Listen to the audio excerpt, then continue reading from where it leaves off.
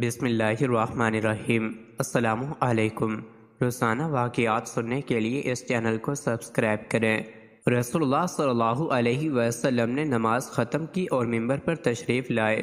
ارشاد ہوا، ہر شخص اپنی جگہ بیٹھا رہے۔ پھر دریافت فرمایا، جانتے ہو میں نے تمہیں بیٹھے رہنے کے لیے کیوں کہا؟ صحابہ کرام نے عرض کیا، اللہ اور اس کے رسول ہی بہتر جانتے ہیں۔ فرمایا، میں نے تمہیں شوق دلانے یا ڈرانے کے لیے جمع نہیں کیا، تمہیں جمع کرنے کا مقصد یہ بتانا ہے کہ تمیم داری جو پہلے نصرانی تھا اب اس نے آ کر اسلام قبول کر لیا ہے، بیعت بھی کی ہے۔ پھر اس نے مجھ سے ایک ایسی بات بیان کی ہے جو میرے اس بیان کے مطابق ہے جو میں تم سے مسیح دجال کے بارے کیا کرتا تھا۔ اب اللہ کے رسول نے تمیم داری کی زبانی بیان کردہ بات سنانا شروع کی۔ میں لخم اور جذام قبائل کے 30 آدمیوں کے ساتھ سمندر میں 24 جہاز پر سوار تھا۔ ایک بڑی موج آئی اور جہاز کو بہا کر لے گئی۔ سمندری طوفان میں ہمارا جہاز ایک مہینے تک ادھر ادھر لڑکتا اور بھٹکتا رہا، پھر اس کا رخ ایک جزیرے کی طرف ہو گیا، یہاں تک کہ سورج غروب ہو گیا۔ جزیرے کے قریب پہنچ کر ہم ایک چھوٹی سی کشتی میں سوار ہو گئے، پھر جزیرے میں داخل ہوئے۔ ہم نے وہاں ایک گھنے اور کھردرے بالوں والا چوپایا دیکھا۔ بالوں کی بہتات کی وجہ سے اس کی اگلی اور پچھلی جانب کا کوئی پتہ ہی نہ چلتا تھا۔ لوگوں نے اس سے پوچھا، تمہارے لیے بربادی ہو، تم کون ہو؟ وہ کہنے لگا، میں جساسہ ہوں۔ پوچھا، جساسہ کیا بلا ہے؟ وہ بولا، اے قوم ایسا کرو، یہ سامنے والے گرجا گھر میں ایک شخص رہتا ہے، اس کے پاس چلے جاؤ، وہ تمہیں بڑے شوق سے ساری بات بتائے گا اور تمہاری بات بھی سنے گا، وہ تمہارے بارے میں جاننے کا بہت مشتاق ہے۔ جب اس نے ہمیں متذکرہ آدمی کے بارے میں بتلایا تو ہمیں اس چوپائے کے بارے میں شیطان ہونے کا خوف ہوا۔ ہم لوگ جلدی سے اس آدمی کی طرف چل دیے اور گرجے میں داخل ہوئے۔ وہاں ایک آدمی تھا، بہت لمبا تڑنگا تھا، اس کے دونوں ہاتھ گردن کے ساتھ اور دونوں زانوں دونوں ٹخنوں تک لوہے کی زنجیر سے جکڑے ہوئے تھے۔ ہم نے اتنی سختی سے جکڑا ہوا آدمی کبھی نہ دیکھا تھا۔ ہم نے پوچھا، ارے کمبخت، تو کیا چیز ہے؟ وہ بولا، تم لوگ اب میری خبر پر قابو پا ہی لوگے، اب تمہیں میرا حال معلوم ہو جائے گا، پہلے تم بتاؤ کہ تم کون لوگ ہو؟ ہم نے کہا، ہم عرب لوگ ہیں، ہم ایک سمندری جہاز میں سوار ہوئے، سمندر کی موجیں ہم سے ایک مہینے تک کھیلتی رہیں اور ہم کسی نہ کسی طرح تیرے اس ٹاپو سے آ لگے۔ پھر ہم ایک چھوٹی سی کشتی میں بیٹھ کر ٹاپو میں داخل ہوئے۔ یہاں ہمیں ایک بھاری دم کا بہت گھنے بالوں والا جانور ملا۔ بالوں کی کثرت سے اس کا اگلے پچھلے حصے کی شناخت ہی نہیں ہو پا رہی تھی۔ ہم نے پوچھا، اے کمبخت، تو کیا بلا ہے؟ وہ بولا، میں جساسہ ہوں۔ ہم نے پوچھا، یہ جساسہ کیا ہے؟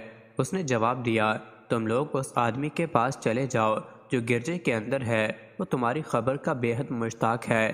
چنانچہ ہم لوگ تیزی سے دوڑتے ہوئے تیرے پاس آ پہنچے اور ڈرے کہ مبادا تو کوئی بھوت پریت ہے۔ زنجیروں میں جکڑے ہوئے آدمی نے پوچھا، اچھا تم لوگ مجھے بحسان فلسطین کی ایک بستی کے نخلستان کے بارے میں تو بتاؤ۔ ہم نے کہا، تو اس نخلستان کے بارے میں کیا پوچھنا چاہتا ہے؟ وہ بولا، میں اس نخلستان کے بارے پوچھتا ہوں کہ کیا وہ پھلتا پھولتا ہے؟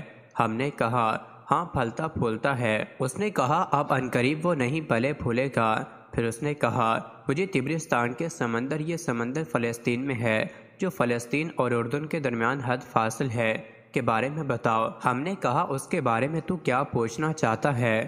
اس نے سوال کیا، کیا اس میں پانی ہے؟ ہم نے کہا، ہاں اس میں تو بہت زیادہ پانی ہے۔ وہ بولا، عنقریب اس کا پانی سوکھ جائے گا۔ پھر اس نے کہا، مجھے زغر ملک شام کا شہر کے چشمے کے متعلق معلومات دو۔ ہم نے کہا، تو اس چشمے کے بارے میں کیا جاننا چاہتا ہے؟ کہنے لگا، کیا اس میں پانی ہے اور کیا وہاں کے لوگ اس سے پانی سے کھیتی باڑی کرتے ہیں؟ ہم نے بتایا، اس میں بہت پانی ہے، وہاں کے لوگ اس کے پانی سے فائدہ اٹھاتے ہیں اور کھیتی باڑی کرتے ہیں۔ وہ پوچھنے لگا، مجھے نبی الامتی صلی اللہ علیہ وآلہ وسلم کے بارے میں بتاؤ، وہ کیا کر رہے ہیں؟ ہم نے کہا، وہ مکہ مکرمہ سے ہجرت کر کے مدینہ منورہ تشریف لا چکے ہیں۔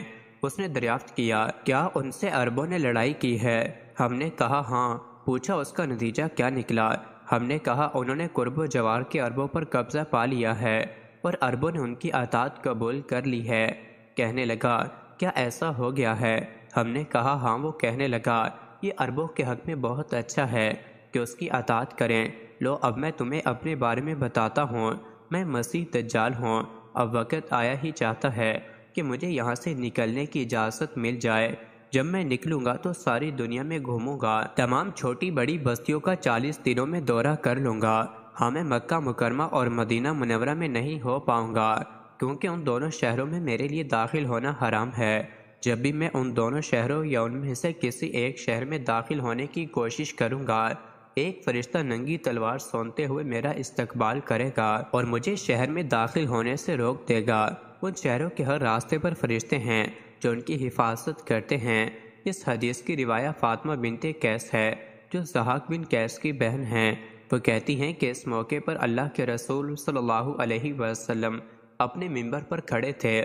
آپ نے اپنے عصا سے ممبر پر ٹیک لگائی اور فرمایا، یہ طیبہ ہے، یہ طیبہ ہے، یہ طیبہ ہے، یعنی مدینہ۔ پھر فرمایا، کیا میں نے تمہیں یہ باتیں نہیں بتائی تھیں؟